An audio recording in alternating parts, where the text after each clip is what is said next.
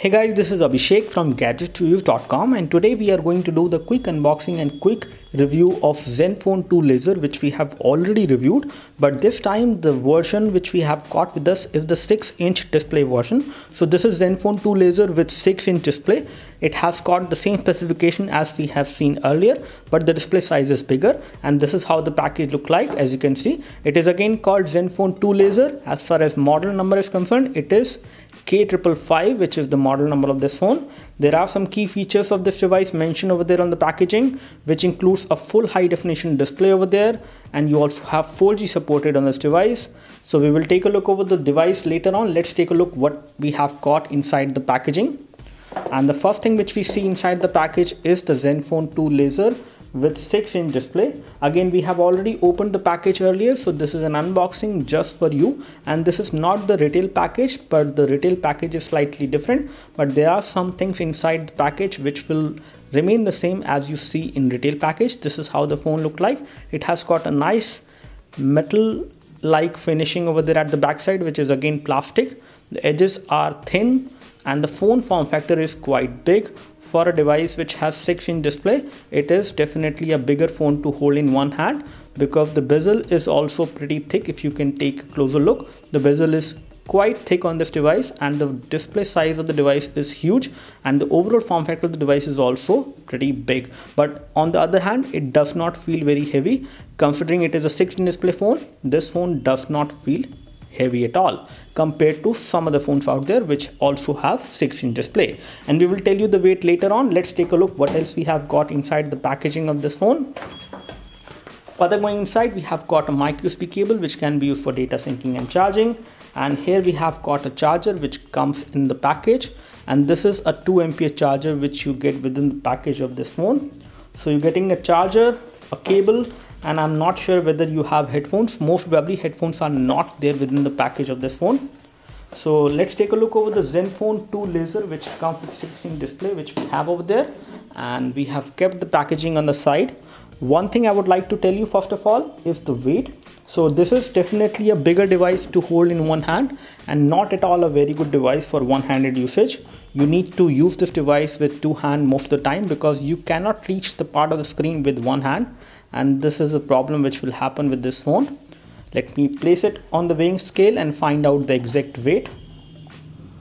So it is around 192 grams, which is again not heavy, not very heavy, and not very light as well. It is moderate in terms of the weight compared to some other devices which also have 6-inch display. So let's talk about the design and build quality of ASUS Zenfone 2 Laser 6-inch which we have got with us.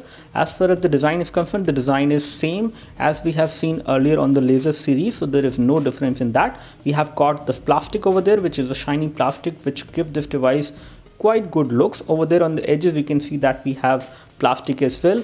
On the top we have got the power and sleep key, which is kind of an awkward position for a device like this, which is pretty big to hold in one hand. It is slightly difficult to reach this button all the time, but you do have double tap to wake up feature supported on this device. As far as rear cameras are concerned, we have got a 13 megapixel rear camera which has laser autofocus, and you have got dual true tone LED flash over there, and this is the volume rocker button which you can use to decrease and increase the volume. We have ASUS branding over there, and at the bottom you can see that we have a loudspeaker mesh. Again, loudspeaker is not very loud on this device as far as the overall volume is concerned, and we will talk about that later. Over there on the top you can see that we have a nice metallic earpiece, a front camera of 5 megapixel, ASUS branding over there, and then at the bottom we have touch capacitive buttons which are there within the body of the phone, but they do not have any backlit LED. They are colored in silver. The overall build quality of the phone is good for the price, but in terms of the overall form factor, the device is definitely big to hold in one hand. The display quality is good, if not great.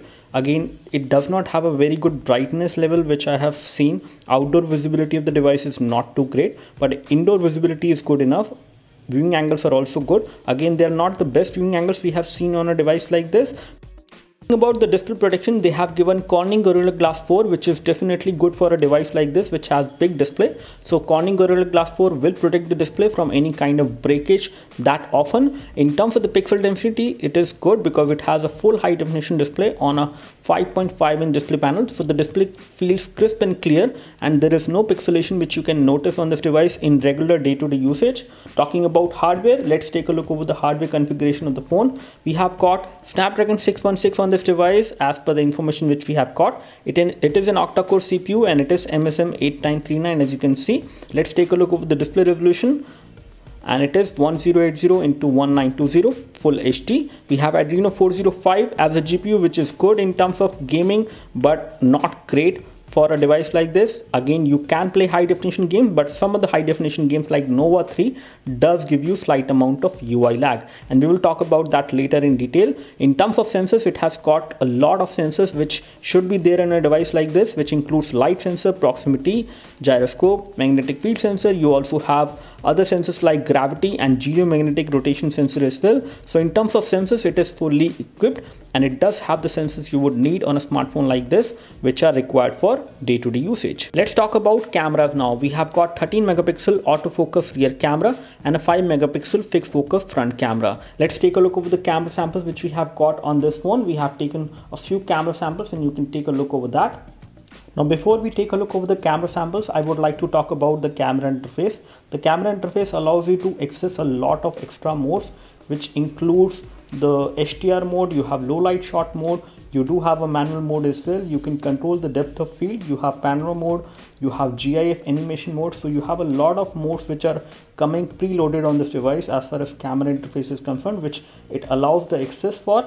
And you can have manual controls in which you can control the ISO, white balance, and a lot of other things in case you would like to do that.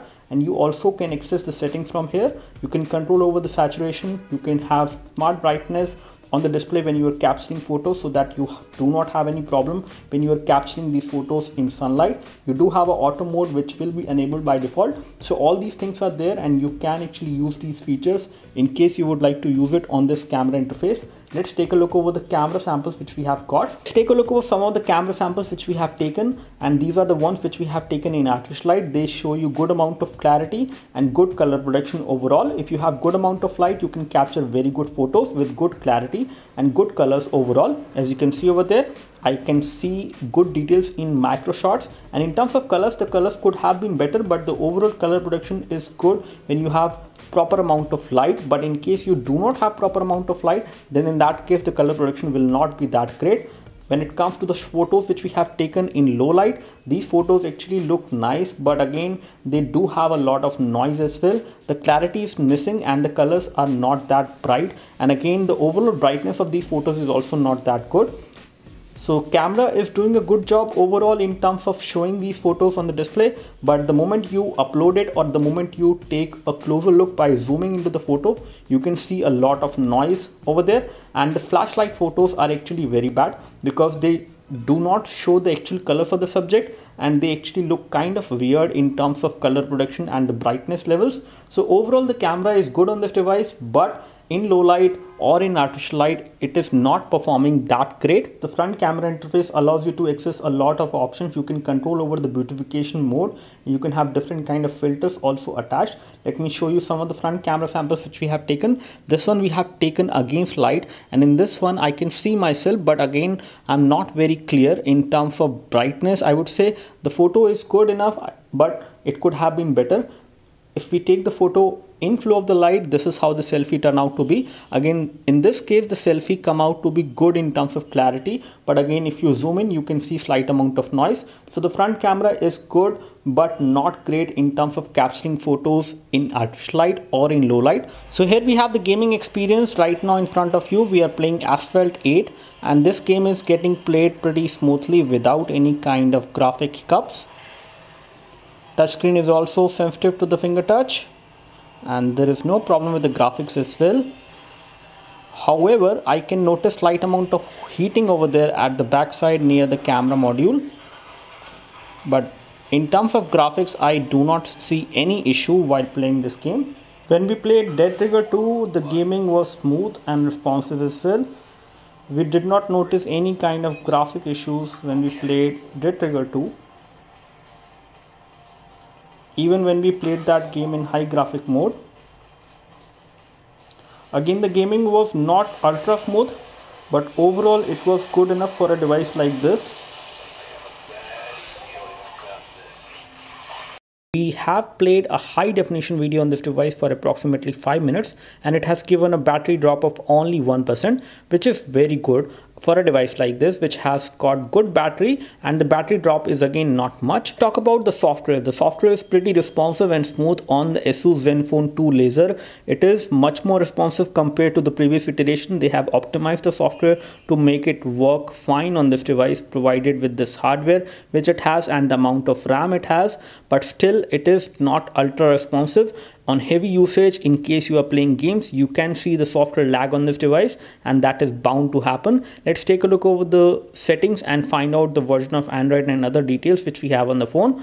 As far as version of Android is concerned, we have Android Lollipop 5.0.2, which is going to give it a very good experience. However, Marshmallow update is not going to come on this phone as per what we have got to know. On the storage front, we have got 32 GB of internal storage, out of which 25 GB is available, and we have installed certain applications. When it comes to the pre-installed bloatware which is there on this device, you cannot uninstall it. However, you can actually uninstall the updates of those applications, but you cannot uninstall the application which are coming pre-installed. For example, we have Amazon Kindle application.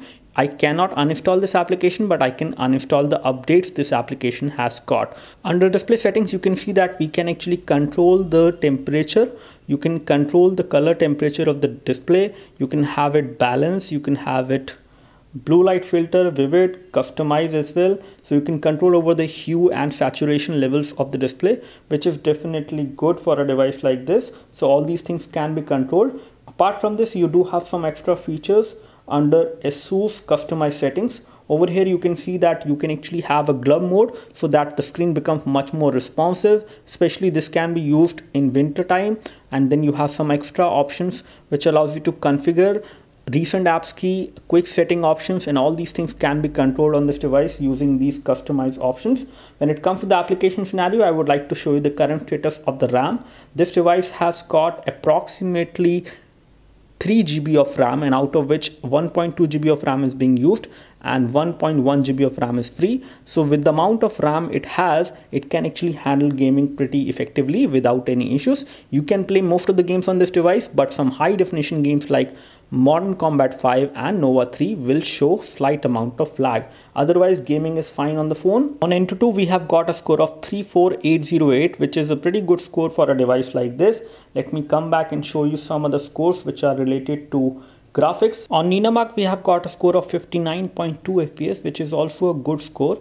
And in terms of gaming, this device is good again. In terms of connectivity, it is a dual SIM phone, and let me show you the connectivity. You have to remove the back cover and then you can see the battery compartment. One thing which is a good thing on this device is that you can remove the battery. So battery is removable, which is definitely a good thing. And it is a 3000 milliampere battery, which can give you around 1 day of battery backup. Again, the battery size on this phone is not too big. Considering the display size, the battery could have been bigger. It has also got a full high definition display, and the overall battery backup with this much of display size and the amount of battery it has is only 1 day, not more than 1 day. On the SIM card connectivity front, we have got SIM card slot 1, which will take a micro SIM, and on top of it you can insert a micro SD memory card to expand the storage, and you can insert up to 64 GB of micro SD memory card on this phone. We have got another slot over there which will also support 4G. So 4G is supported on both the SIM card slot, and both the SIM card will take micro SIM inside. Major con of this device has to be the missing fingerprint sensor,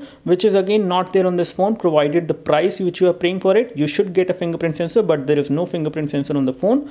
Camera wise, this phone is not great. The camera details are not there, especially in the photos which you capture in low light or artificial light. Daylight photos come out to be good from the front as well as from the rear camera. Display clarity is good in terms of indoor visibility and usage, but outdoor visibility does get affected because the display is not a very bright display. It is right now at full brightness, but again the brightness of the display is not much. It could have been better. Let me talk about some of the pros of this device, and one of the major pro of this device has to be the bigger display size. It has got a 6-inch display, which is definitely a good value for money in case you are considering this phone. Some other good things of this device has to be the custom UI. The custom UI gives you a lot of features and extra options with which you can use this phone and customize the way you want to. So this is all we have as far as the quick unboxing and quick review of ASUS Zenfone 2 laser, which comes with 6-inch display, and the display is something which add to the value of this phone in terms of the money you spend. So this is definitely a value for money in case you want it for a bigger display size.